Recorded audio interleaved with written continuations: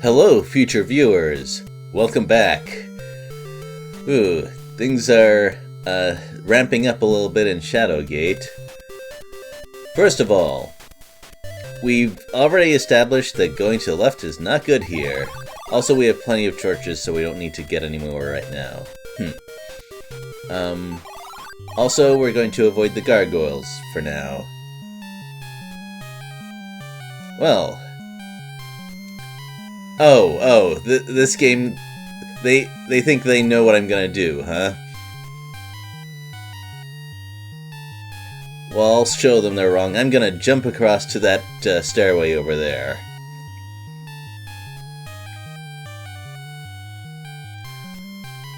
Also, that description, disturbingly realistic. That stuff turns the water in your body to steam really fast, so yes, the result is as they describe, probably. I haven't witnessed it myself, but I'm willing to take their word for it. Fine, we'll use our brains in this puzzle game. Jerks.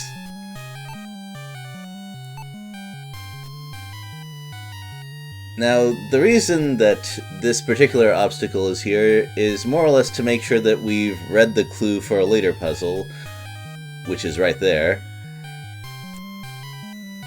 But it fits pretty well. I actually think it's fairly good design.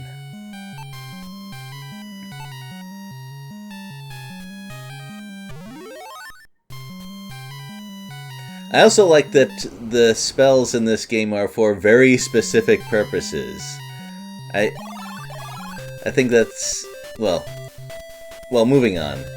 We've got another puzzle in front of us, and this time, a large deep pit. Well, jumping into pits and such has served us pretty well in the past, so let's give it a try here.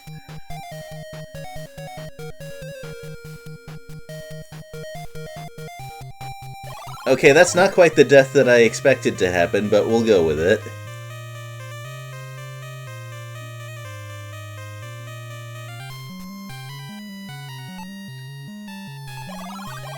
What we have here is a combination lock, roughly. Those levers, you can only move any of them 3 times total before it resets. And if you do it too many times, well, then you wake up the Guardian. However, the combination is revealed if you looked at the stairs in the Sphinx room. So we can do this.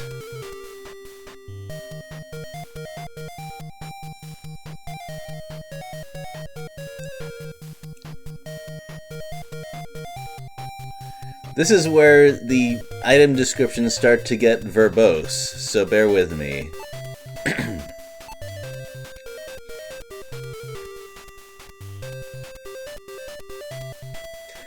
We have the orb, the blade, and the staff, so let's start putting them together. Right now, the staff is, well, at least somewhat powerful, but we're not done yet.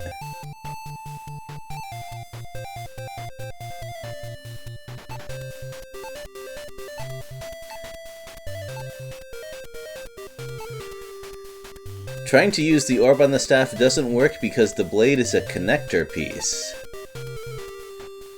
I think that was kind of vaguely implied by one of the descriptions. Anyway. Surprisingly, our tinkering with powerful magical items did not get us killed this time. That's because we're following the instruction manual.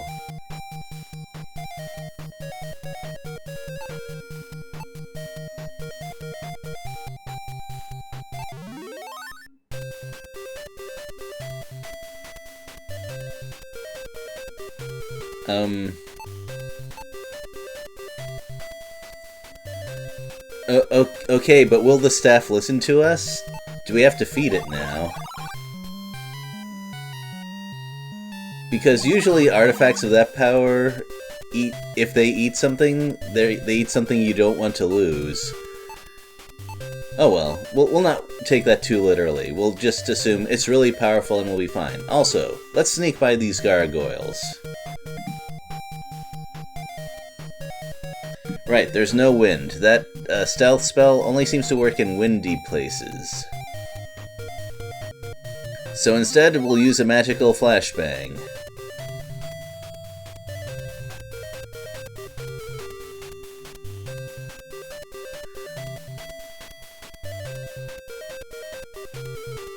That doesn't work on the troll, by the way. I've tried it. That's a really fancy well. But we've had experiences with the wells, with previous wells, and they've not been great for the most part. So let's try the door. Oh, we don't have any keys. Yeah, you can never get through that door. There's no way to open it. So instead, we'll just jump in the well, I guess.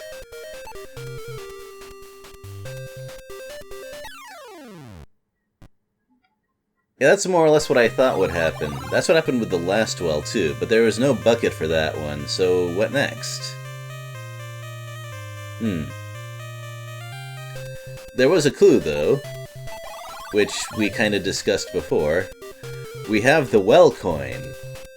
Good thing we didn't toss it down the other well, though. Well, the game would stop us if we tried it, though. It's pretty finicky about key items and throwing them away. Speaking of items, the original Mac and I believe PC versions of this game had a more robust system of keeping track of items, so you can put them down and then leave them and then pick them up later whenever you wanted. It also had an inventory limit for that reason. It also, your goods, instead of just a list of text, was pictures of the items, which made the effect of assembling the staff a little bit more dramatic.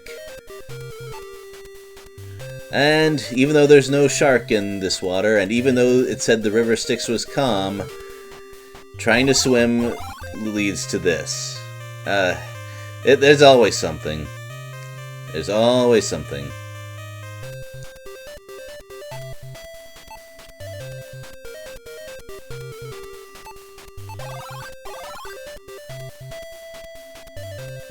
Well, we do have this little thing to the left, which is probably not difficult to figure out.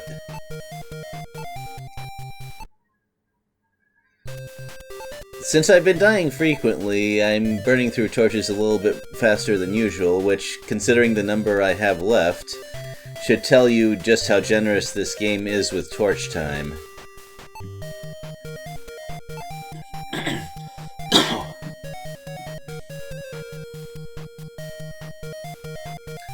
Alright, now, although the picture of the skull and the gold coin was kind of a clue, we should probably be able to figure out for ourselves that we shouldn't try to be cheap with this guy.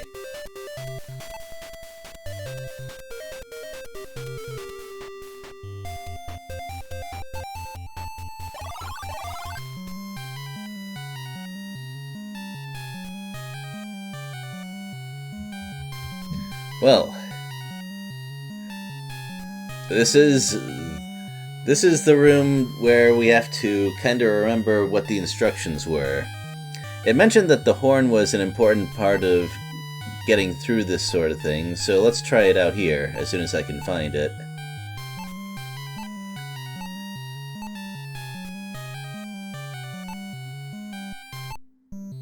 Oh, not yet. We can, however, still use a bladed sun on one of these places. Now, the spell said where the sword is hung, place the key, but what if we ignore that advice? Eye lasers! Eye lasers are what happens.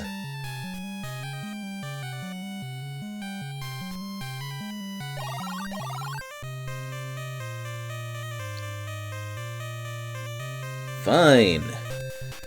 You're so picky about where we put things in a game like this.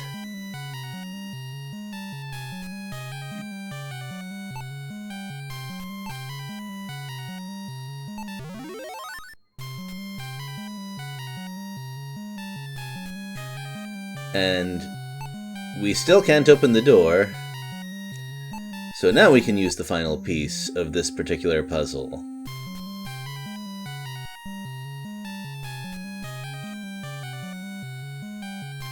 I thought it would have been funny if using the horn opened the door anyway, but you get eye lasered if you try to move without placing the key, but oh well.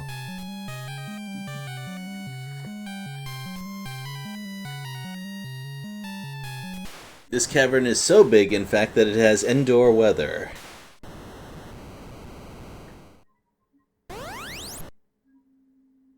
Or that. That could be it. Well, I think it's important, since we might only have one move, to break the Warlock's control over the Behemoth. So, let's use the Staff of Ages on the Warlock. Oh, that's not the direction I hoped it would go. It turns out that the Warlock is better at magic than we are. One of those things that maybe I could have figured out on my own if I was thinking about it, but oh well. We're just kind of what would they call it? A script kiddie when it comes to magic. So we're definitely not better at magic than the Warlock. But maybe the Behemoth is not better at magic than we are. So let's try that.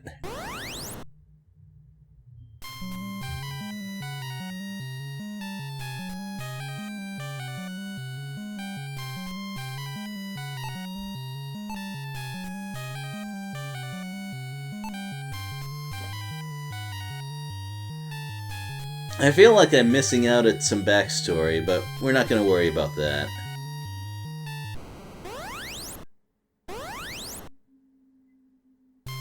Well, that didn't kill the Behemoth.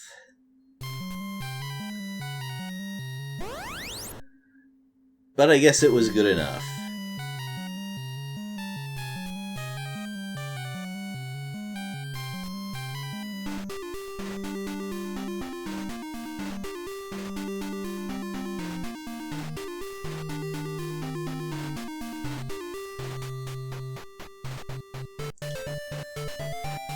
Wow, it's about time a Shadowgate death happened to someone else, huh?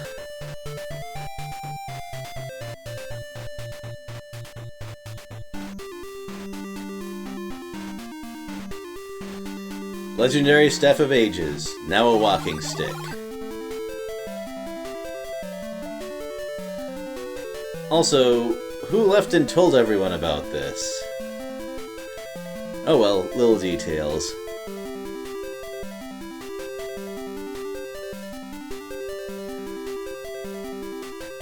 I also think it would be funny if there was some way to get killed on this final screen, but sadly it's not interactive.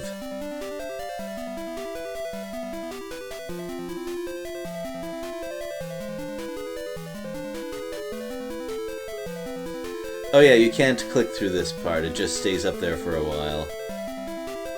I was confused for a second.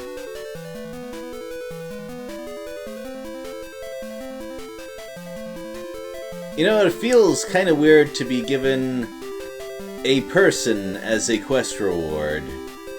Doesn't quite sit well with me. Although, I mean, being given authority over a kingdom is pretty cool. Leaving those people alone to govern themselves after I go after new adventures is less cool. But whatever, old game. We're not gonna worry too much about that.